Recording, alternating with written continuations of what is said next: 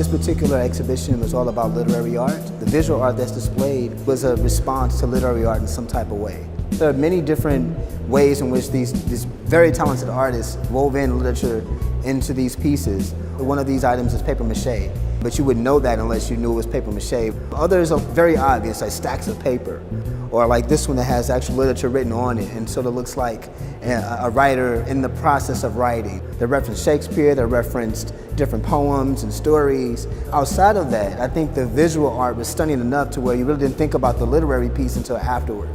I designed a book called Sing Me a Song. It's a book of greeting cards. I designed the fabric by echo dyeing. I took leaves and rolled it in fabric and then boiled it.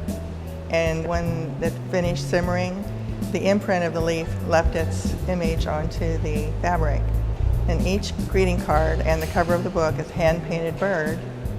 My studio is called Disparate Images. A lot of times I'll take images that aren't even related to one another and put them together to create something new, a new reality, if you will. The stump is from one of the national parks, and the background for that comes from a couple of different pictures. And that has my wife's and my initials carved into it.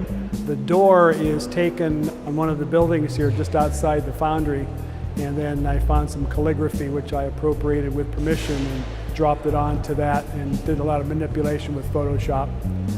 Each artist told a story with their visual art. Some tell stories that are about sadness, some tell stories about just life in general, some are love stories, but they're all stories in some type of way. And I think that the visual art does an interesting thing in attracting the eye, but also attracting the intellect of a person to really look deeply at what they're seeing.